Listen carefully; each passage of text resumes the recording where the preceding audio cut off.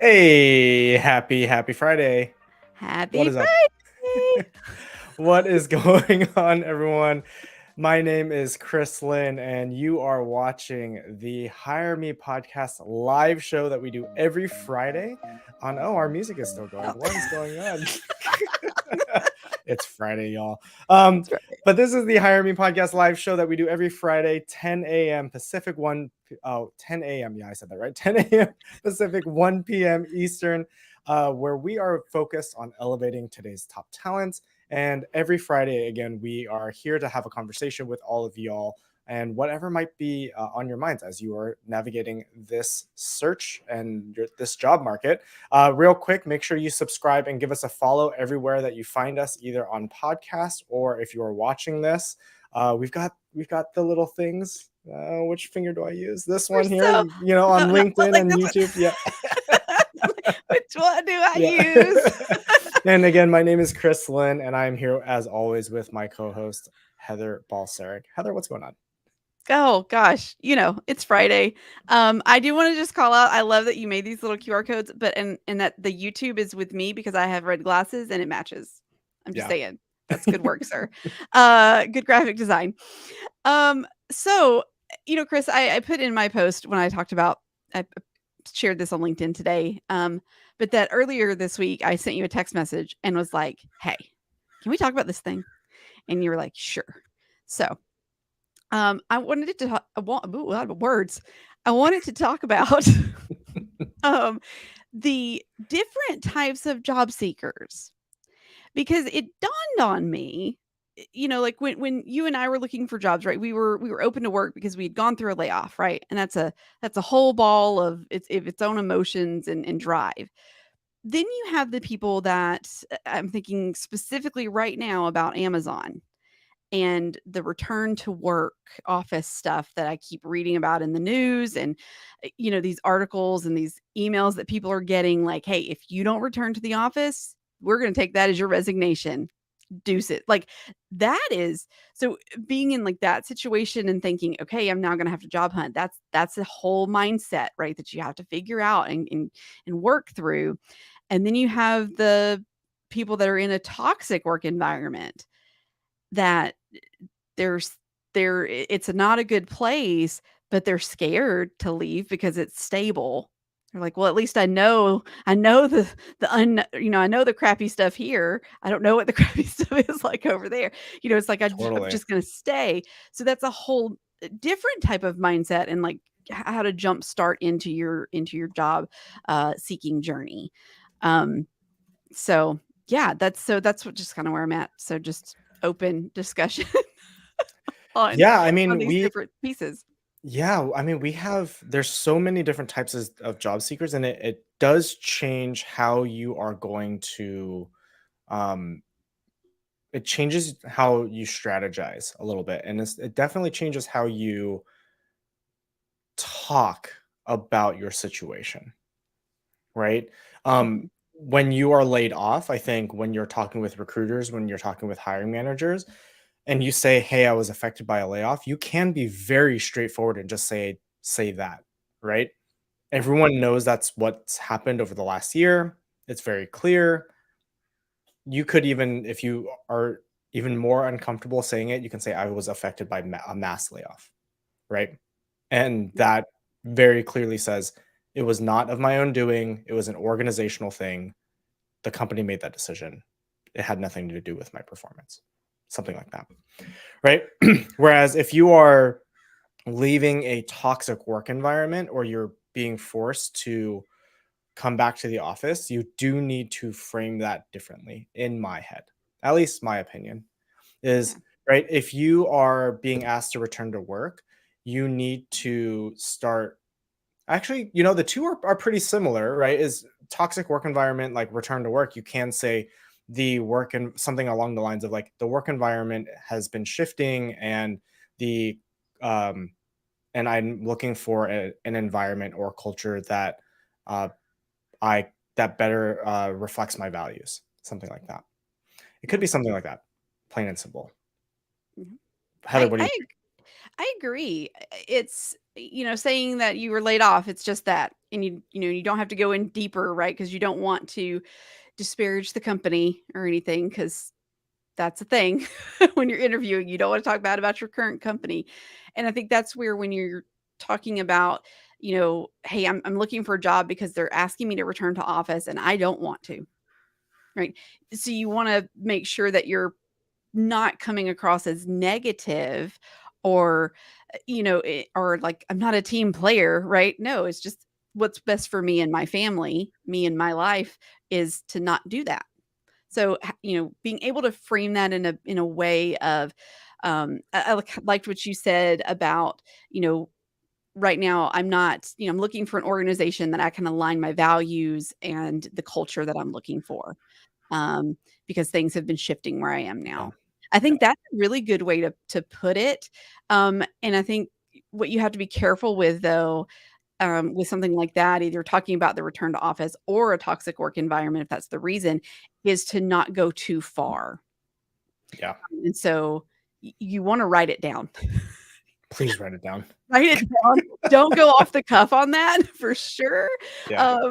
I had a whole little layoff speech too about, like, why am I looking for a job? I had a whole layoff statement about when I was laid off and what I've been doing to keep myself going since, Hmm. far as keeping my education up. Um, and so write it out in terms of, like, how do you wanna phrase it? How do you want them to see you as a job seeker? Um, because it makes a difference. I mean, I don't pretty much every interview I had, I was asked in some form or fashion of why. Why are you looking? Why are you interested in this position? And it would be like this kind of dun dun dun pause. And it's like, okay, ready to say it, right? Go in. Well, I was part of the layoffs and da, da, da. Yeah. Having that, I think is important. And so I'm just sorry, I'm just rounding the circles here now, Chris. So I'm just gonna hand it to You're you. good. Oh, again, Sorry. I think what I'm hearing you say also, and what we promote with the Hire Me podcast, is you need to be prepared, right? Like, prepare to answer these questions. Again, the questions that we ask everyone who comes onto our show, everyone that we interview, is like, you know, tell us about yourself. What type of role are you looking for? What type of leadership and cultures do you thrive in, or are you successful in?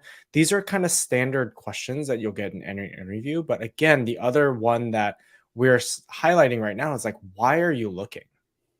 Right? Like, why now? What's going on in your situation? And the thing to always keep in mind is, how is your answer going to benefit the organization? Mm, Right? yeah. It is never about your situation. Yes, it is about your situation, but what the recruiter, what the hiring managers, what the hiring teams are looking for is like, how is your situation going to help us? Not how can we help you, but how are you going to help us? And you Mhm. have to think of it from that framework or from that mindset. And it's I tough. like that. Yeah. It's it's not an easy question to Yeah. answer off the cuff. You're probably gonna go down a road you don't want to and say things you don't want to.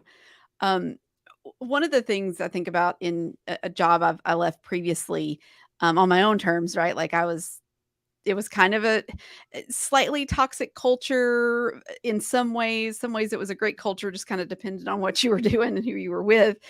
Um, but I had made that decision of like, okay, listen, I feel like I'm not advancing. Like that was one of the big pieces, right? I'm not advancing anywhere. I can't advance because I'm not going to go back into the office. And I'm also having these things happening over here with the culture piece that just aren't fitting. So how do I talk about this when I go to, you know, look for a role, in terms of like me saying, well, I just don't get along with this boss over here. Like, or I'm not advancing. How do you say that in a very professional manner? That means like, hey, I can come to you and bring this talent to you and solve this problem, Yeah. right? This is the problem that Yeah. you're looking to solve. Here's how I can do that. and I'm looking to do that somewhere else than I am right now. Yeah. The opportunity question, right? Like you're not advancing in your career. I mean, that's another reason why you might be job hunting, right? Going back to Mhm. like the core premise of like this of today's show is, why might you be looking? And maybe it is career advancement.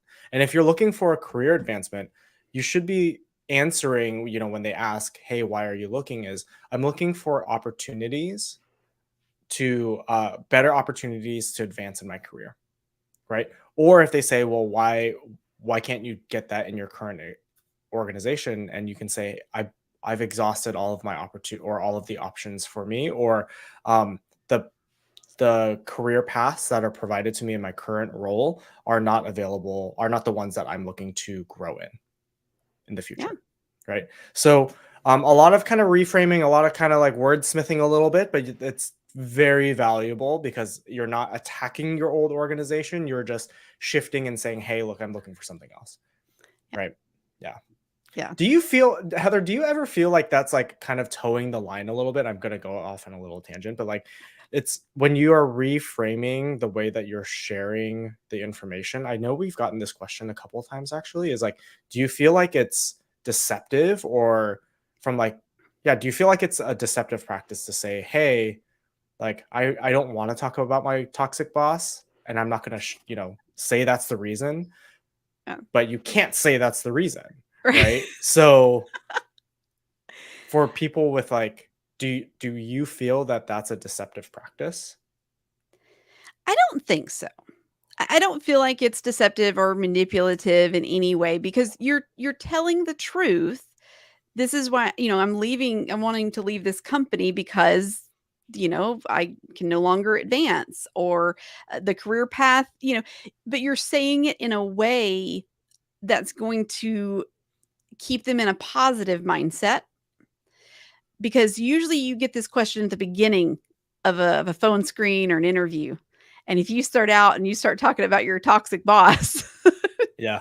um, that's going to set like this weird tone for the whole rest of the call. And they're going to remember is how terribly you talked about your old company Yeah. and probably, go, I don't know if we want that kind of energy. Is that going to fit in our culture? Is that what we want Hmm. here? Whereas if you come in and you say it in a polite, professional, but to the point way, um, it's gonna leave them with a much better taste in their mouth Yeah. and they're 100%. not gonna focus on it. Yeah. Yeah.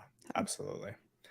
Well, Yeah, for again, sure. if you're watching right now, make sure you put your thoughts, comments, questions in the chat below. I know there's several of you here, so please Ah, say say, even just say hello. hi. I know we don't ever bite.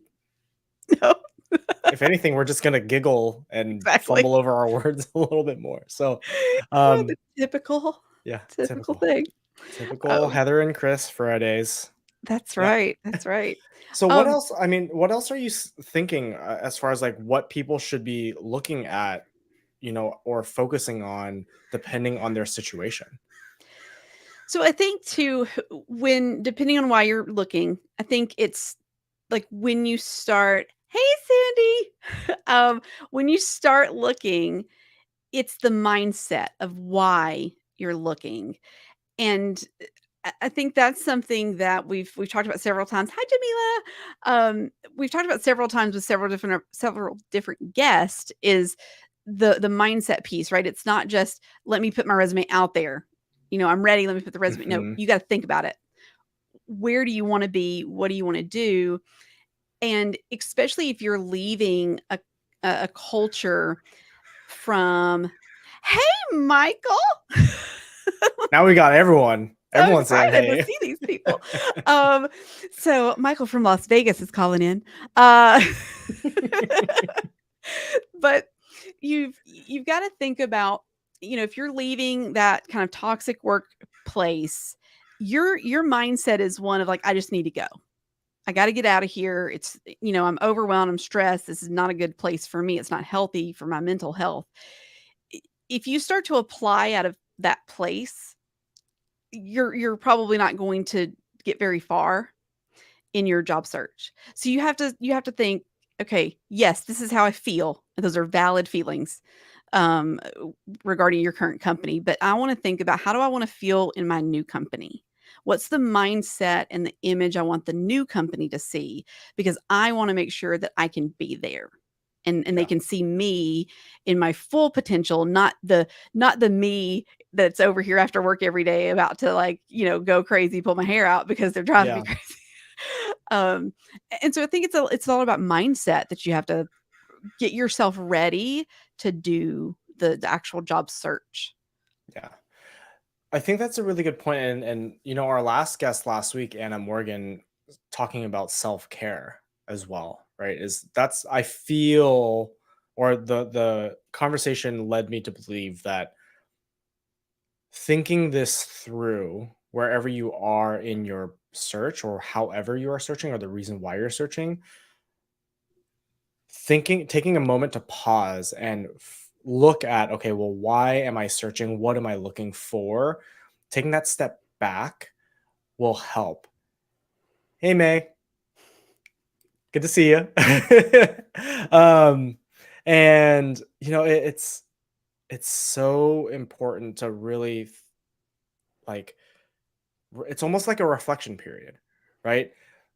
Is Yeah. when you are reflecting on like the why and what you need to do to feel happy or feel a sense of fulfillment or accomplishment in that next role. That's so important. Now look, there's some of you out there that are watching, listening to this, that are like that have been searching for months and months and months, and it's like a job security thing, and you don't necessarily have that like a option to like wait any longer. I understand the urgency. I mean, I was searching for 6 months in this last layoff. I know there are some people that have been looking for like 8, 9, 10 months. But if you can just take that extra day to not search and really reflect on what you want to do, that will benefit immensely. Again, based on the conversation that we had last week with Anna Morgan, it's huge. Sandy put something in. Sandy Yeah. said, mindset is so important. For me, it has been challenging not to sound desperate when talking to a hiring manager because I need a job. That is why the script is so important. It has allowed me to stay out of that space in my head. That is such a good point. Such a good point. Because again, if you are feeling desperate, and believe me, like I know that feeling, um, you might just say the wrong thing. The wrong thing just might slip out, or even your tone might just be a bit more direct or rushed or whatever it may be, but it may give off the wrong um, impression, right? So good call, Sandy. Yeah. Awesome. Oh gosh. I was thinking about when you were talking to when you're in an interview, it's not just you obviously want to prepare for why you're looking right now, that script and that mindset, but be prepared to maybe answer that question for previous roles too. Because I know I was asked, in some form or fashion, well, why, gosh, you worked for Apple. Why'd you leave Apple? And like I couldn't just come right out and say, well, if I wanted to be promoted, I had to Yeah. move on site. And I wasn't going to go down that rabbit hole of things Yeah. because I really did love working there. I never thought I would leave. But it just became a place where I was like, it's time. And so I have to remember and reframe it every time and make sure that I'm giving off that best, part of me of like, I really appreciated my time there, but it was time for me to, move into, the area that I'm really passionate about, which is learning and development, and Yeah. do that solely versus being a team manager and doing those kind of duties. And so pulling that together and having that also like scripted out and know is important too, because people will also they may ask about previous roles like, hey, what about this one or this one? Hmm. Um, and then there was another kind of job seeker that I was thinking about, Chris. And this is the job seeker that um this was the job seeker I was when I was leaving Apple. I had been in a role. I'd had the same title for 6 years. I had done a couple different rotations. I'd been a recruiter, I'd been an area manager, I worked on our onboarding team. I did a lot of different things, but my title truly the whole time was team manager. And I felt stuck. I'd hit the ceiling and Mhm. is this all I'm ever going to be? Is this And so I didn't feel I had to go through this period of building my confidence up that you can do something else. You can, and you have all of these skills.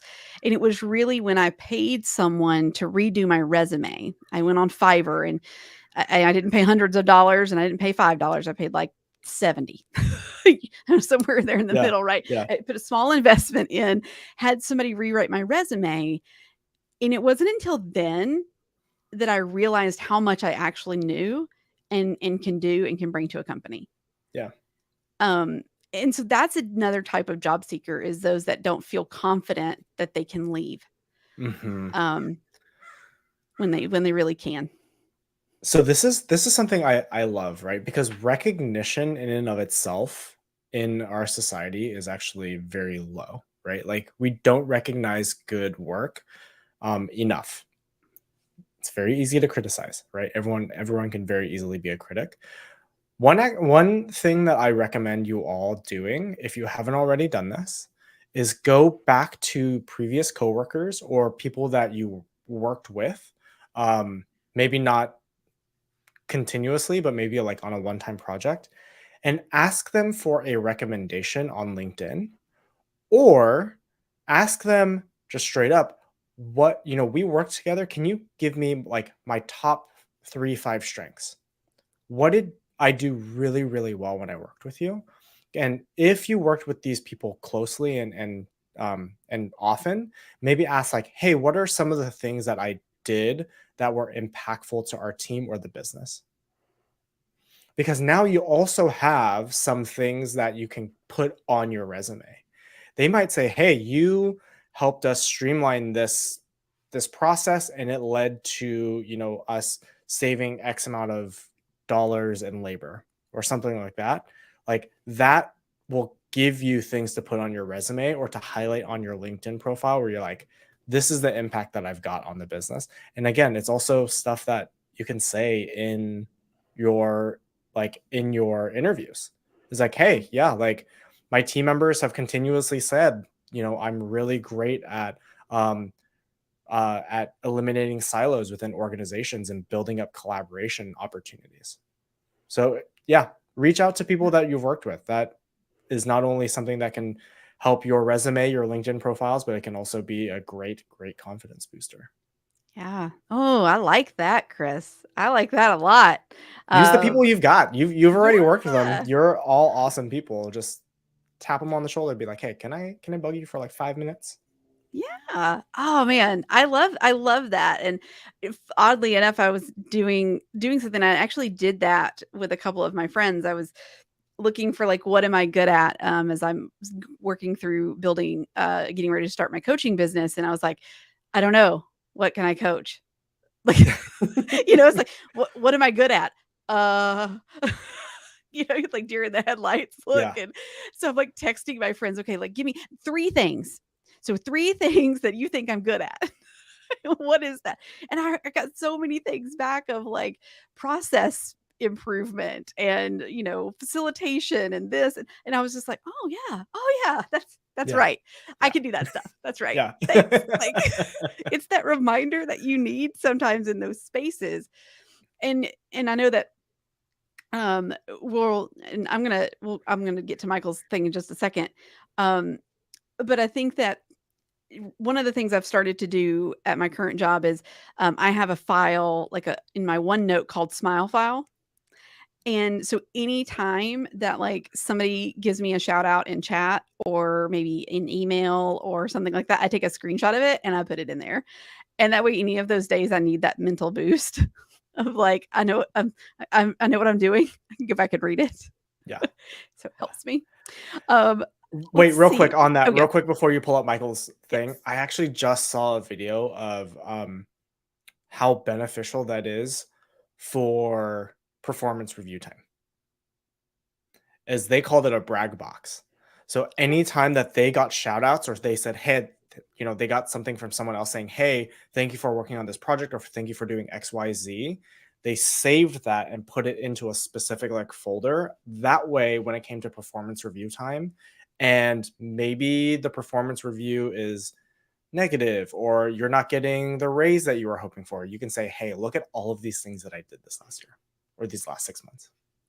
Hopefully Yeah. it's more than a year you're getting a performance for. Anyway, that's Yes, a different hopefully, topic. yeah. But yeah, you can show your manager, like, look at all of these things. Did you know that I did all of these things? Because chances are your manager probably didn't know all of True. those things, and they can then say, hey, this is impactful. Let me take it back to comp and say, we need to increase this raise, or I need to amend the performance review, whatever it might be. So, Yeah. I love that. It's very good. It works. The times that I've done it consistently and I've used it to write my own performance reviews. I'm like, that was helpful. Don't forget to do that again. yeah. So Michael points out that this is difficult for this is one of the difficult questions for neurodivergent individuals, right? Talking about why you're moving, leaving a role or searching for a new one. So as often as they are moving from one place to another for the reason of growth or leaving toxic environments, they also sometimes are carrying complex trauma, which may influence their answer. So writing out a script and discussing with others is really helpful. Absolutely. Like that's something that you can definitely go off on the tangent accidentally, if you haven't written out that script and 100%. keeping yourself focused. And as a neurodivergent, that is I can attest to that for sure. One more thing on that is, if you get a question that you weren't anticipating or that you had not prepared for, it is always okay to say, hey, let me think on that real quick. Like, have that just kind of always in your back pocket as a pause card, and just be like, hey, give me a second, let me think on this. And then you can formulate the answer in your head before you answer. Yes. Yeah. And as somebody who has done a ton of interviews, I greatly respect someone that will say that versus blurting out something that was maybe not, I won't say appropriate, but didn't line up with the question, or, didn't answer Yeah. the question Yeah. specifically, when if they could have taken that 15-30 seconds of like, okay, hold on, let me think. Okay, yes, this is how I want to line up this. Like Yeah. it's yeah, I respect somebody who can do that, because it also shows that you have um you have that thought of yourself anyway. Like when you're working through a problem, how you can say, okay, let's stop and let's think about the problem, versus like just running off in a direction without thinking. And just reacting. Yeah. Mm-hmm. Yeah. And Michael says you can use active listening to buy time while you process the question. Yeah, absolutely. Like reflecting back the question, saying, this is what you asked me, give me a moment. Yeah, absolutely. One thing that I said before is, especially when I have several different examples for a question, is say, hey, what I've said is, hey, I have a couple scenarios that I've been through in the past that reflect this. Let me think on which one would be most relevant or most beneficial for you to know. Because like I've worked on dozens, if not hundreds of L&D programs, but let me think of the right one that they may want to know about. Um, Real quick, as we start wrapping up, Matt says, regarding this smile file for folks who have consistent positive moments, ask them if they'd write you a recommendation on LinkedIn. Yeah, Yeah, absolutely. it's a good one. Oh, man, we kind of went all over today a little bit. Yeah. I mean, we stayed in our lane of like, different kinds of job seekers, and getting prepared to, how you need to mentally prepare, that mindset for when you start the job search. But some really great comments. Thank you so much for all of the engagement today. Great stuff. I really enjoyed this conversation. Same here. I mean, it's always a good time. It's always a That's good true. time on Fridays. Yeah. That's true. All right, y'all. Well, thank you again for joining us on the Hire Me Live podcast today, this Friday. Next week is a bit up in the air. We may or may not have a show. We are looking for a guest. If we can have a guest, then we'll for sure do the show. So stay tuned. Before you all leave, gonna do the usual, right? If you are job hunting or you know someone who's job hunting, make sure you click on this fingers. Yeah, this is new. So yeah, make sure you are sign up for one of these interview spots. Heather's got hers. I've got mine. Heather's on the East Coast. I'm on the West Coast. 15 minutes is all it takes, right? And we're creating free video resumes for you to showcase on your LinkedIn profile or to share with hiring teams and hiring managers. As always, make sure you subscribe to the links. Oh, fingers. Oh, goodness. Subscribe to us on YouTube and LinkedIn. We just surpassed 600 followers on LinkedIn. So thank you for all of you wonderful people who are following us. And we are quickly approaching 100 subscribers on YouTube. Doesn't sound like a lot. It's not really that much, but every one of you counts and we appreciate it. Absolutely. Yeah. Well, Absolutely. thank you again, Heather. It was good seeing you as always. Always on a Absolutely, Friday. Chris. Yeah. Yeah. All right. Good to see everybody. We'll see See you you later. in a week or so. Yeah.